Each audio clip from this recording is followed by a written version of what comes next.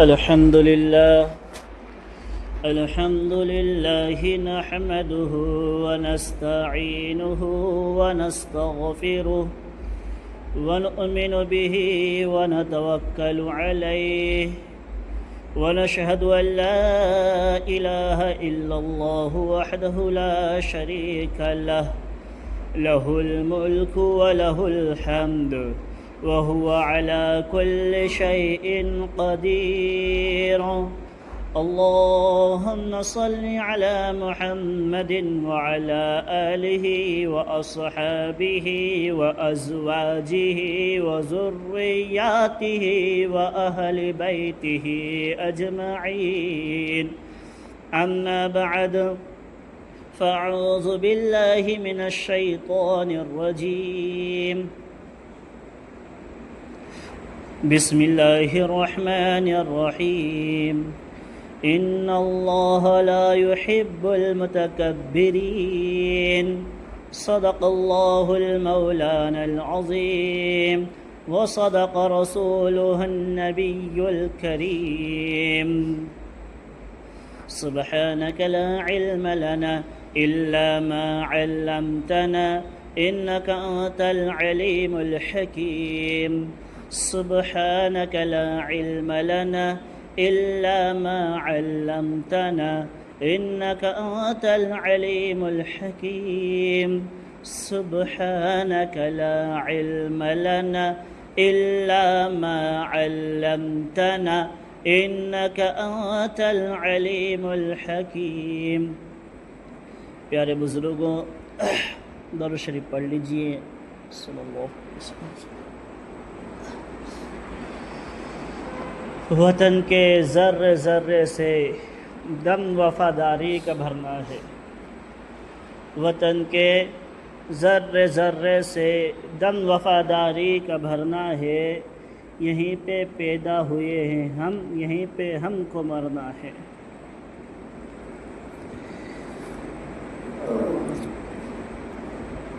میں مسلم ہوں، تو ہندو ہے، ہیں دونوں انسان. لا میں پڑھ لوں تیری گیتا، تو پڑھ لے قرآن.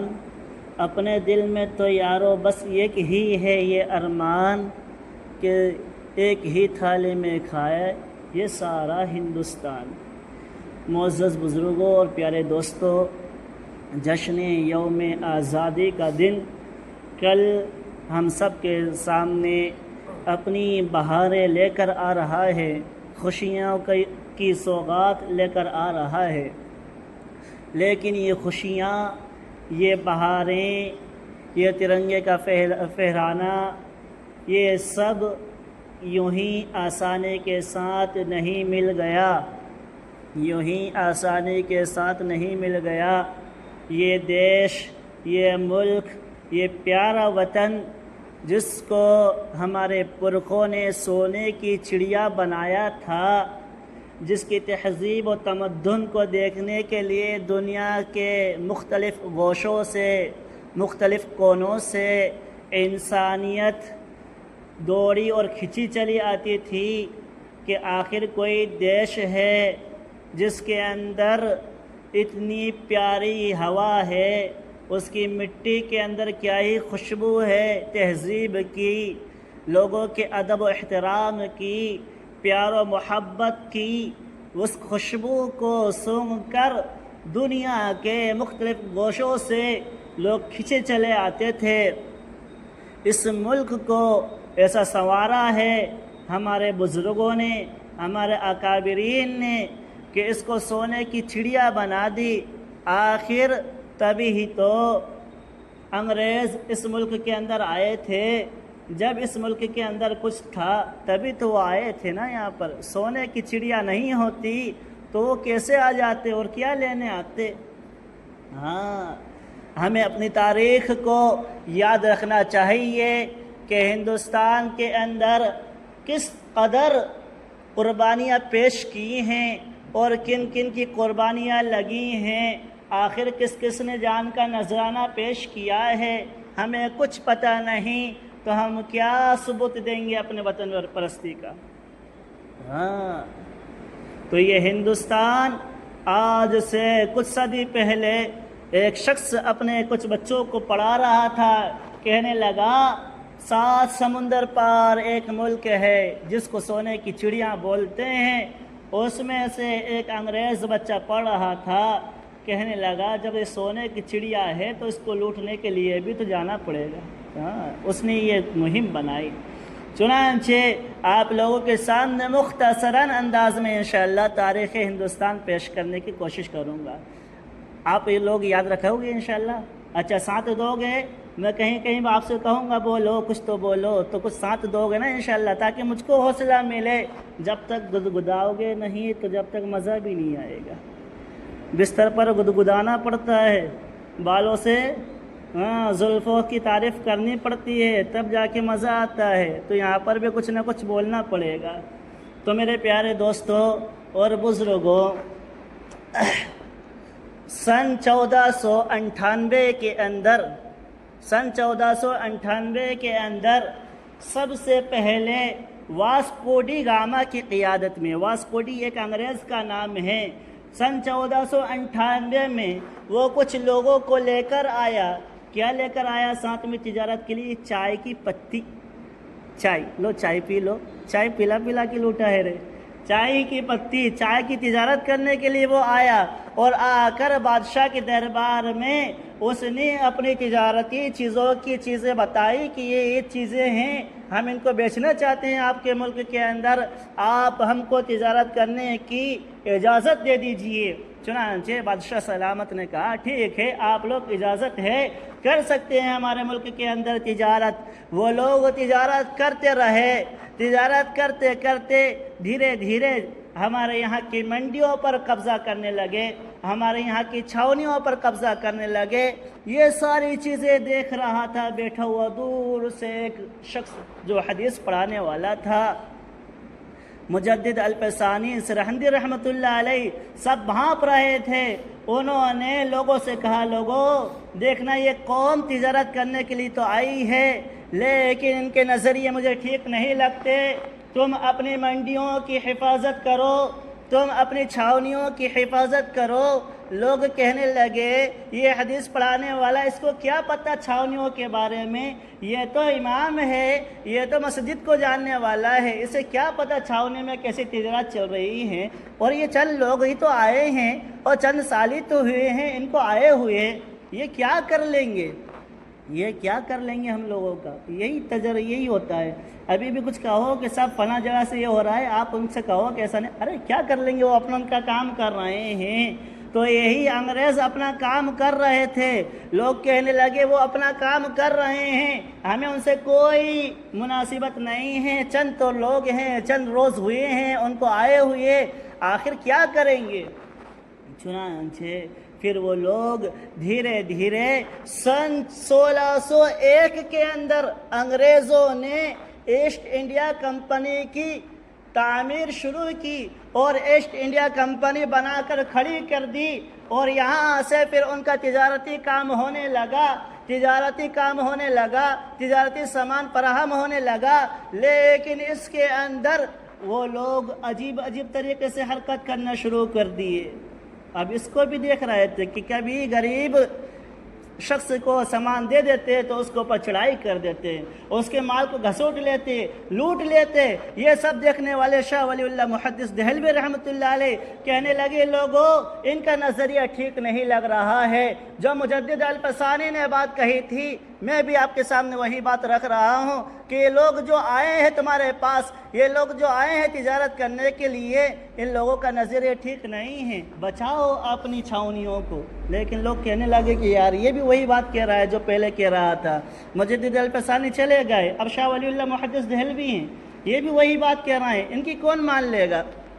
لیکن اس کا نتیجہ دھیرے دھیرے جب وہ ملک پر قابض ہونے لگے، یہاں تک کہ 1707 کے اندر جب اورنگزیب عالمگیر علیہ الرحمہ اس دنیا سے چلے گئے اور مغلیہ سلطنت کمزور پڑنے لگی، اس کی دیواریں ہلنے لگیں۔ مغلیہ سلطنت کے اندر جو بادشاہ تھے وہ بادشاہ اتنی قدرت والے نہیں تھے جتنا کہ اورنگزیب رحمۃ اللہ علیہ کے پاس طاقت اور حکومت تھی، جتنی فراست ان کے پاس تھی ان لوگوں کے پاس وہ فراست نہیں بچی۔ آخر ان لوگوں نے قتل و غارت عام کرنا شروع کر دیا، انگریزوں نے اپنی فرنگی چالیں چلنا شروع کر دی اور ہندوستان کے اندر بسنے والے لوگوں کو پریشان کرنا شروع کر دیا۔ جب یہ ساری کی ساری باتیں ہونے لگی، لوگ کہتے ہیں جنگ آزادی کی سب سے پہلی لڑائی 1857 میں ہوئی۔ ارے یہ سنتے ہو نا موبائلوں کے اوپر، 1857 میں ہوئی، حالانکہ سراسر نا انصافی ہو رہی ہے، حالانکہ سراسر نا انصافی ہو رہی ہے۔ بتانے والوں نے تاریخ صحیح بتائی نہیں، سننے والوں کو کچھ پتہ ہے ہی نہیں کہ آخر تاریخ کیا ہے ملک عظیم کی۔ چنانچہ سن 1756 کے اندر سب سے پہلے بنگال کے اندر علی وردی خان مقابلے کے اندر آیا۔ 3 مئی 1756 سے لے کر 1761 تک وہ مقابلہ کرتا رہا، انگریز کو دھتکارتا رہا، للکارتا رہا۔ انگریز کی ہمت نہیں ہوئی کہ بنگال کے اندر قبضہ کر لے، لیکن کب تک اس کا انتقال ہو گیا۔ اس کے بیٹے نے جب کمان سنبھالی، سراج الدولہ جو کہ ان کا نواسہ تھا، حضرت سراج الدولہ علیہ الرحمٰن نے کمان سنبھال لی، لیکن انگریز تھا، کہنے لگا اس کے باپ کو نمٹایا، یہ کیا چیز ہے، لیکن پتہ نہیں اب ٹکر کس سے لینے جا رہا ہے۔ ابھی تک جو مقابلے میں تھا وہ بادشاہ تھا، اب مقابلے میں آنے والا ایک شیر ببر ہے۔ چنانچہ انگریز اور سراج الدولہ کی ٹکر ہوتی ہے۔ حضرت سراج الدولہ نے قاسم بازار کے اوپر جو کہ بنگال کے اندر ایسٹ انڈیا کمپنی کے آس پاس جو چھاونی بنی ہوئی تھی اس کے اندر انگریز کا قبضہ تھا، وہاں پر حملہ کیا۔ 3 مئی سن 1758 کے اندر اس کے اوپر حملہ کرتا ہے اور حملے کے نتیجے کے اندر ان کو وہاں سے شکست دے کر کلکتہ کی طرف بھگاتا ہے۔ کلکتہ میں جا کر انگریز نے پھر سر ابھارا تو 16 جون کو سن 1757 کے اندر پھر جا کر اس کا مقابلہ کرتا ہے، وہاں سے بھی للکار کر کھدیڑ کر بھگاتا ہے۔ اس طریقے سے یہ لڑائیاں چلتی رہی، لیکن آخر ایک دن وہ بھی آیا کہ 12 جون سن 1757 کے اندر ہی میر جعفر اس نے کلائیوں کے ساتھ مل کر ایک اندر پلاننگ بنائی، ایک پلاننگ بنا کر میر جعفر کو خرید لیا گیا انگریزوں کے دوارا۔ انگریزوں نے خرید لیا میر جعفر کو، رازہ در لب رائی کو، یار لطف خان کو، ان تینوں کو خرید لیا گیا، یہاں پر ہی خرید لیے گئے۔ اس کے بعد انگریز نے ایک دم حملہ کرنا چاہا، پلاسیا کے میدان کے اندر انگریز فوج لے کر آیا، لیکن یعنی جس سے ٹکرانے والا تھا وہ کوئی عام انسان نہیں، وہ شیر ببر تھا۔ اس نے فوراً حملہ کرنا چاہا، حملہ کیا، انگریز کو نانی یاد دلانے شروع کر دی، انگریز کو اتنا مارا کھدیڑا، لیکن آخر کب تک لڑتا۔ میر جعفر نے اپنی فوج کو روک لیا۔ جب فوج روک لی گئی، یہاں پر فوج روک لی گئی تو میر حضرت سراج الدولہ کب تک لڑائی کرتے۔ آخر اس جنگ کے میدان کے اندر شکست ہوئی اور مارے گئے، شہید ہو گئے۔ لیکن یہ قوم وہ قوم تھی جس کی چنگاریوں کے اندر، جس کے ایمان کے اندر حرارت حریت پیدا ہو چکی تھی۔ یہ قوم کسی کی غلام نہیں ہو سکتی، کیونکہ رب تعالیٰ نے اس قوم کو آزاد پیدا کیا ہے۔ چنانچہ جب اس طرف یہ لڑائی شروع ہو رہی تھی اور یہاں پر سن 1757 کے اندر حضرت سراج الدولہ کا انتقال ہو گئے، شہید ہو گئے۔ ادھر میسور کے اندر، پٹنہ کے اندر حیدر علی مقابلے کے اندر ہے، ٹیپو سلطان کے والد صاحب حیدر علی نے مقابلہ کیا۔ سن 61، 63، 64 یہاں تک کہ 69 تک آپ لڑتے رہے، اور اسی کے اندر جب اس قدر لڑائی چلی ہے تقریباً 10 سال تک، تو انگریزوں نے گھٹنے ٹیک دیے، کہنے لگے بابا ہماری جان بخشو، ہم آپ کی ماتحتی میں اب زندگی گزاریں گے، ہم آپ سے لڑنا نہیں چاہتے۔ سن 1769 میں پٹنہ کے اندر انگریزوں نے گھٹنے ٹیک دیے، علی وردی خان مسلمان آخر کچھ بھی ہو لیکن بڑا رحم دل پیدا ہوا ہے، بڑا رحم دل پیدا ہوا ہے۔ کہنے لگے ٹھیک ہے ہم آپ سے مقابلہ نہیں کرتے، لیکن انگریز قوم گورے چمڑی والے ایسے غدار ہیں، ان کی زندگی کے اندر غداریت ایسی بسی اور رسی بسی ہے کہ وہ کبھی بھی کسی کا احسان نہیں مانتے۔ چنانچہ سن 1780 کے اندر، میں تاریخ اس لیے بتلا رہا ہوں میرے پیارے دوستوں بزرگوں کیونکہ ریکارڈ بھی ہو رہا ہے اور یہ یوٹیوب کے اوپر بھی ملے گی انشاءاللہ، اور تاریخ اس لیے بھی بتلا رہا ہوں کیونکہ ہم نے اپنی تاریخ کو فراموش کر دیا، تاریخ کو بھلا دیا تو غیر ثبوت مانگتے ہیں، ہم بغلے جھانکتے ہیں۔ کہنے لگے گاندھی نے آزاد کرواتا، گاندھی کا باپ بھی پیدا نہیں ہوا تھا۔ سنو غور سے، سن 1780 کے اندر ماہیا گاؤں کے اوپر انگریزوں نے قبضہ کر لیا، ماہیا کے اوپر چڑھائی کر دی۔ حیدر علی غصے میں آیا، جوش میں آیا، تاب میں آیا، فوراً تلوار لے کر چل دیا، گھوڑے دوڑایا اور انگریزوں کو شکست دینی چاہی، لیکن یہاں پر بھی اپنوں کی غداری کی وجہ سے زخمی ہو گئے اور شکست نہیں دے پائے، خود شکست کھا کر آئے، اور جس کی وجہ سے آپ کو زخم لگا تھا سن 1782 کے اندر آپ انتقال کر گئے۔ 1782 کے اندر حیدر علی کا انتقال ہو گیا۔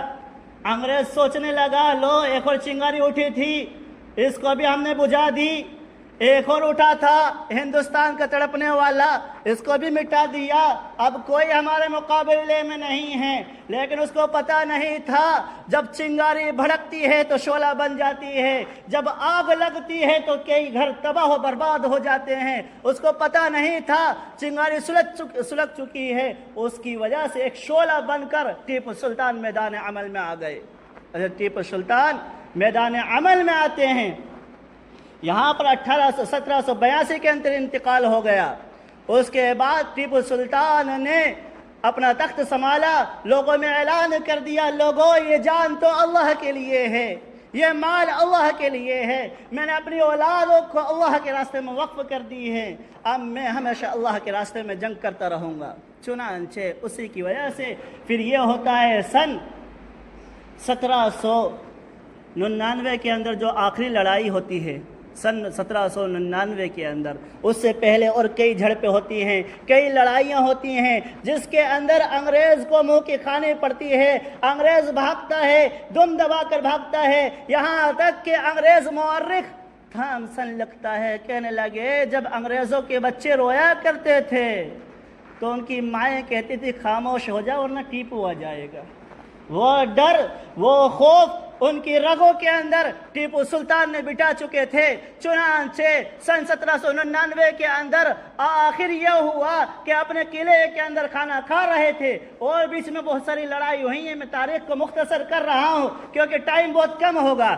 1799 کے اندر آپ اپنے قلعے کے اندر پٹنہ کے اندر کھانا کھا رہے، ایک لقمہ اٹھایا، اس سے پہلے آپ کے مشیروں نے آپ کو مشورہ دیا تھا فجر کی نماز میں، حضرت جنگ چھوڑ دو، انگریزوں کو اپنا کام کرنے دو۔ کہنے لگے میں نے اپنا سب کچھ اس دیش کے لیے قربان کر دیا ہے، کس جان کی بات کرتے ہو کہ میں وہ جان لے کر اللہ کے دربار میں حاضر ہوں گا جس جان کی قیمت اللہ یہ پوچھے گا۔ ساری کی ساری قوم غلام تھی کہ تو کس لیے جی رہا تھا۔ چنانچہ کھانا کھانے کے لیے اٹھایا، پتہ چلا کہ آپ کے وفادار سپاہی سید غفار شہید ہو گئے، فوراً تلوار لے کر میدان عمل کے اندر آ گئے اور آپ کے گھر کے سامنے، قلعے کے سامنے انگریزوں سے زوردار جنگ کرتے ہیں، یہاں تک کہ آپ کا سپہ سالار میر صادق وہ بھی غدار نکلا۔ یار وہ بھی غدار ہو گیا، میر صادق نے پیچھے سے دروازہ بند کر لیا، آپ لڑتے رہے، پیاسے تھے، شدت بھوک تھی، لیکن پھر بھی میدان جنگ میں لڑتے رہے۔ آپ نے پانی مانگا اپنے ایک سپاہی سے تو اس نے بھی بڑا گھنونا شروع کیا، مشکزے کے اندر پانی ہے، لے جا کر کہنے لگے پانی پینا چاہتے ہو لو یہ پانی، اور دور لے جا کر پھینک دیا، اس پانی کو بھی زمین پہ پھینک دیا۔ اس طرح سے یہ کام کیا ہے لوگوں نے غداری کا۔ وہ تڑپ اٹھے، تلوار کھینچی، کہنے لگے گیدڑ کی 100 سالہ زندگی سے شیر کی 1 دن کی زندگی بہتر ہے، یہ کہتے ہوئے مقابلے میں آئے کئی فرنگیوں کی جہنم رسید کر دیا۔ ایک انگریز کی گولے نے آ کر آپ کی کن پٹی کو پھاڑ دیا، زمین پہ گرے، انگریز سامنے آئے، فوراً پھر تلوار اٹھائی، فوراً مارا اور کئی 100 انگریزوں کو جہنم میں پہنچا دیا۔ اس کے بعد آپ کی سینے کو چھلنی کر دیا گیا، سینے کو چھلنی کر دیا گیا۔ لوگ جب سینے پر اتنے گولیوں کی بوچھار ہو گئی، ٹیپو سلطان زمین پر گر گئے، تقریباً 1 گھنٹے سے زائد ہو گیا۔ تھامسن لکھتا ہے کہ کسی انگریز کتے کی ہمت نہیں تھی ٹیپو سلطان کی لاش تک پہنچ جائے۔ آج ان کی تاریخ کو مسمار کیا جاتا ہے، آج ٹیپو سلطان کو کہا جاتا ہے غدار ہے، لیکن غدار تو ہم لوگ بھی ہیں، ہمیں نہ تو نماز کا پتہ نہ تاریخ کا پتہ، کیا کہوں؟ دماغ کبھی کبھی ایسا ہوتا ہے کہ کیا کہیں مسلمانوں سے، ان کو موبائلوں سے فرصت نہیں، ان کو گوشت کھانے سے فرصت نہیں، بریانی توڑنے سے فرصت نہیں، ان کو برائیوں کرنے سے فرصت نہیں، خود اپنی تاریخ کا پتہ نہیں، غیروں کا کیا پتہ چلے گا۔ بہرحال سن 1799 کے اندر ٹیپو سعید رحمۃ اللہ علیہ شہید ہو جاتے ہیں۔ اس کے بعد انگریز ان کے سینے پر پیر رکھ کر کہتا ہے آج سے ہندوستان ہمارا ہے، اور کہتا ہے لوگوں سنو تو صحیح، کیا کہتا ہے؟ وہ متکبر ہو جاتا ہے، کہتا ہے ہماری حکومت کا سورج کبھی غروب نہیں ہوتا، اگر غروب ہونا بھی چاہتا ہے تو ہم اپنی حکومت کے بلبوتے پر اس کو واپس بلا لیتے ہیں۔ اور کہنے لگا انگریز تکبر کے اندر آ کر کہ اگر آسمان بھی ہمارے اوپر گرنا چاہے تو ہم اس آسمان کو بھی روک دیں گے، لیکن وہ فراموش کر چکا تھا اللہ کا فرمان ان اللہ لا يحب المتکبرین، کہ اللہ رب العزت کبھی بھی تکبر کرنے والوں کو پسند نہیں کرتا۔ وہ بھول چکا تھا ولا تمشی فی الارض مرحا کے فرمان کو کہ اللہ کی زمین کے اوپر اکڑ کے نہ چلو، لیکن وہ چلنے لگا۔ وہ بھول گیا لقوم فرعون موسیٰ، وہ بھول گیا کہ ہر فرعون کے لیے کوئی نہ کوئی موسیٰ ہوتا ہے۔ چنانچہ جب ٹیپو سعید رحمۃ اللہ علیہ شہید ہو گئے سن 1803 کے اندر، لوگ تاریخ بتاتے ہیں 1857، اور پوری تاریخ 105 سالہ تاریخ کو فراموش کر دیا۔ 105 سالہ تاریخ کو کیوں یاد نہیں کیا؟ اس کے پیچھے بھی وجہ ہے، میں بتلاؤں گا۔ ہاں 105 سالہ تاریخ جس میں مسلمان خالص لڑتا رہا، کئی جنگیں لڑی ہیں، خاص جنگ میں آپ کو بتلا رہا ہوں۔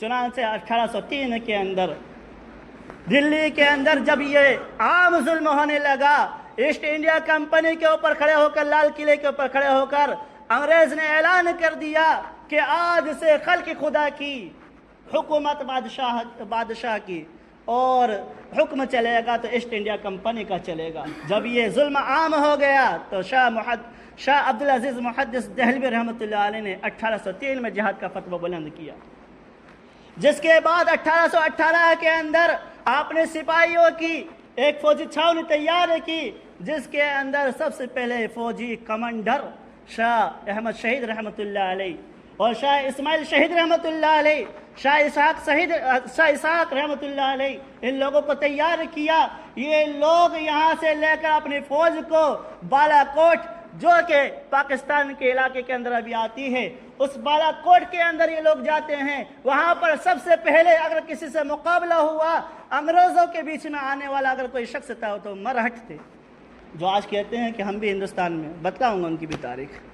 تو مرہٹوں سے کہا صاحب ہماری جنگ تم سے نہیں ہے، ہم تو اپنے دیش کو آزاد کرانے کے لیے یہاں پر آئے ہیں، تم ہمارا ساتھ کیوں نہیں دیتے؟ انگریزوں سے مقابلہ ہوا۔ 1831 کے اندر حضرت اسماعیل شہید رحمۃ اللہ علیہ، شاہ احمد شہید رحمۃ اللہ علیہ شہید ہو گئے۔ 31,000 سے زائد لوگ آپ کے ساتھ تھے، وہ بھی شہید کر دیے گئے۔ ہاں 31,000۔ یہاں پر مولانا ولایت علی صاحب رحمۃ اللہ علیہ، مولانا شاہ احمد شہید رحمۃ اللہ علیہ کے ساتھ تھے، لیکن ان کو کہا کہ جاؤ لوگوں میں تبلیغ کرو، لوگوں کو پکارو، لوگوں کو سمجھاؤ، بتاؤ کہ غلامی کیا چیز ہے اور آزادی تمہارا مقدر ہے اگر تم ہمارا مل کر ساتھ دو۔ چنانچہ احمد شہید رحمۃ اللہ علیہ کے کہنے کے اوپر مولانا ولایت علی رحمۃ اللہ علیہ، مولانا صادق مبارک پوری رحمۃ اللہ علیہ اور کئی ہزار علماء اکرام ہیں جو ساتھ تھے۔ 500 سے زائد خالص صادق پور کے علماء اکرام تھے، جن کے بارے میں انگریز اتنی نفرت کر چکا تھا صادق پور کے علماء سے کہ جب صادق پور پر قبضہ کر لیا انگریزوں نے تو وہاں کے گھروں کو گرایا اور ان کو ذلیل کرنے کے لیے ان کے گھروں کے اوپر گدوں سے ہل چلوایا تاکہ یہ لوگ ذلیل ہوں. تو صادق پور کے علماء نے وہ کردار ادا کیا. چنانچہ مولانا ولایت علی رحمۃ اللہ علیہ سن 1852 کے اندر حضرت محل رحمۃ اللہ علیہ کے ساتھ جو کہ اودہ کی رحمت رہنے والی تھی, جو کہ وہاں کی بیگم تھی, شہزادی تھی, انہوں نے تحریک چلائی. اس تحریک کے بانی بنے اور ان کے ساتھ مل کر انگریزوں کا مقابلہ کیا. یہ ہوئی 1852 تک. 1852 کے بعد پھر انگریز نے چال چلنا شروع کی, انگریز نے ستانا شروع کیا. سور کی چربی میں لگے ہوئے کارتوس اور گائے کی چربی میں لگے ہوئے کارتوس لا کر مسلمانوں کے سامنے اور ہندوؤں کے پاس رکھ دیا. یہاں تک کہ منگل پانڈے, اب جا کر آتے ہیں دوسرے لوگ, منگل پانڈے اس کو ستایا گیا. یہ فوجی کمانڈر تھا انگریزوں کی فوج کا, لیکن جب دین پر بات آ گئی 1857 سے پہلے کی کارگزاری سنو تو صحیح میرے پیارو. آخر کیا ہوا ہے ہم لوگوں کے ساتھ, ہم نے جنگ کی کیا نوعیت تھی, کیا تھی. چنانچہ مسلمانوں کے دین کو خراب کرنے کے لیے اس کو خنزیر میں لگی ہوئی کھال, خنزیر میں کی چربی میں لگی ہوئی کارتوس دی گئی کہ جاؤ اس کو منہ سے کھولو تاکہ ان کا دین خراب ہو. ادھر گائے کی چربی کھلانے کی کوشش کی گئی غیر مسلموں کو. چنانچہ منگل پانڈے اور ان کے ساتھ باغی ہونے والے کچھ لوگ تقریباً 17-18 تھے, وہاں پر کارتوس سے حملہ کرتے ہیں, انگریز کو ڈھیر کرتے ہیں, پھر وہاں سے بچ کر نکلتے ہیں شاہ جہاں کے یہاں پر آتے ہیں بہادر شاہ ظفر کے پاس. بہادر شاہ ظفر کو بتلاتے ہیں کہ آپ ہی ہمارے بادشاہ ہو, آپ کیا کر رہے ہو, سو رہے ہو, پورے ہندوستان کے اندر جنگ کا بگل بجا ہوا ہے. بادشاہ نے اعلان کر دیا, لوگوں اگر یہ سمجھتے ہو کہ ہندوستان کے آزاد ہونے کے بعد بادشاہت میری باقی رہے گی تو میں اس بادشاہت کا اعلان کرتا ہوں, دستبردار کرتا ہوں, لیکن ہندو مسلم ہر ایک کو اٹھنا پڑے گا اپنے ملک کو آزاد کرانے کے لیے. چنانچہ بادشاہ کی اس آواز کے اوپر ہر ایک نے لبیک کہا. چنانچہ وہ معرکہ بھی پیش آیا جس کو 1857 کہتے ہیں. یہاں پر 1857 کی تاریخ کو اس لیے یاد رکھ لی گئی کیونکہ خالص دلی کے اندر مارے جانے والوں کی تعداد 29,000 سے زائد ہے 1857 کے اندر, ایک دن کے اندر, جس کے اندر 24,000 خالص مسلمان تھے, 4 یا 5,000 غیر مسلم تھے. اس لیے 1857 کی پہلے جنگ آزادی کہا جاتا ہے. ہم لوگوں کو پتہ کیوں نہیں. چنانچہ یہ 1857 کا ایسا بازار گرم ہوا, ہر طرف لاشیں بچھی ہوئی تھی, ہر طرف لڑائی کا زور آور تھا. جاؤ جا کر شاملی کا میدان دیکھ لو. شاملی کے میدان کے اندر 1857 کے اندر مولانا قاسم نانوتوی رحمۃ اللہ علیہ, حافظ ضامن شہید رحمۃ اللہ علیہ اور مولانا رشید احمد گنگوئی رحمۃ اللہ علیہ, حاجی امداد اللہ مہاجر مکی رحمۃ اللہ علیہ شاملی کے میدان کے اندر انگریزوں سے لڑتے ہوئے نظر آتے ہیں. یہاں تک کہ جب انگریز نے گولی چلائی قاسم نانوتوی کی کن پٹی پہ لگی, یہ سے کسی بیٹھ گئے. رشید احمد گنگوئی نے دیکھا کیا ہوا, کہنے لگے گولی لگ گئی ہے. فوراً درود شریف پڑھا اور یہاں پر ہاتھ لگایا, اللہ رب العزت نے صحیح کر دیا.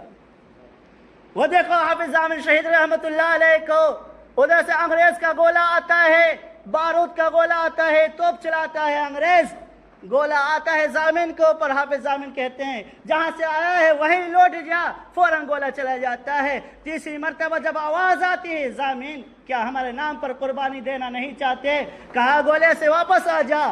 چیتڑے اڑا دیے گئے حافظ ضامن شہید رحمۃ اللہ علیہ کے اس دیش کو آزاد کرانے کے لیے. یہ 1857 ہی بتلا رہا ہوں میں. 1856 کے اندر رانی لکشمی بائی کے جو ہے کہ پتی گنگا دھر راؤ کو زہر دے کر مار دیا گیا. اس کے بعد انگریز نے قبضہ کرنا چاہا محل کے اوپر تو رانی لکشمی بائی سر پہ کفن باندھ کر میدان عمل میں آ گئی. چنانچہ اسی کے نتیجے میں لڑتے لڑتے 1858 کے اندر گوالیر کے اندر شہید ہو گئی. یہ ہندوستان کی تاریخ ہے میرے بھائی, جس کو آزاد کرانے کے اندر تمام تیرے قربانیاں جتنی زیادہ لگی مسلمانوں کی لگی. یہ تو 1857 تک میں تم لوگوں کے پاس آیا ہوں. 1857 کی تاریخیں اٹھا کر تو دیکھو. شاملے کا میدان ہو یا پھر جلیانوالہ باغ ہو, اس کے اندر بھی اگر سب سے زیادہ لاشیں کسی کی ملی ہوں گی تو مسلمانوں کی ملی ہوں گی. تم جا کر دیکھو, تاریخ اٹھا کر تھامسن انگریز لکھتا ہے, کہنے لگے میں جامع مسجد کے اندر خیمہ بنا ہوا تھا, اندر بیٹھا ہوا تھا, گوشت کے جلنے کی خوشبو میرے پاس پہنچی, میں باہر نکلا, دیکھا تو مسجد جامع مسجد کے اندر تیل کی کڑاؤ رکھے ہوئے ہیں, ان کے اندر ایک ایک علماء کو, ایک ایک عالم کو پکڑ کے لایا جا رہا ہے. کہہ رہے ہیں کہ کہہ دو 1857 کی کرانتی کے اندر, 1857 کی جہاد کے اندر ہم نہیں تھے, ہم تم کو بخش دیں گے. لیکن کہنے لگے ہمارا ایمان کس بات کی ہنسی آ رہی ہے, ہمارا ایمان اس بات کو گوارا نہیں کرتا کہ ہم یہ بھی کہہ دیں کہ 1857 میں ہم نہیں تھے. چنانچہ ایک ایک کر کے تھامسن کہتا ہے 40 علماء کو میرے سامنے تیل کی کڑاؤ کے اندر ڈال دیا, لیکن ان کو یہ بھی گوارا نہیں تھا کہ یہ کہہ دے کہ ہم نہیں تھے. خیبر تک, دلی کے چاندنی چوک سے لے کر خیبر تک کوئی درخت ایسا نہیں تھا جہاں پر کسی عالم کی لاش نہ لٹکی ہو. یہ تاریخ ہے میرے بھائی, جس کو علماء نے پیش کیا ہے. جس ملک کو آزاد کرانے میں علماء کا یہ کردار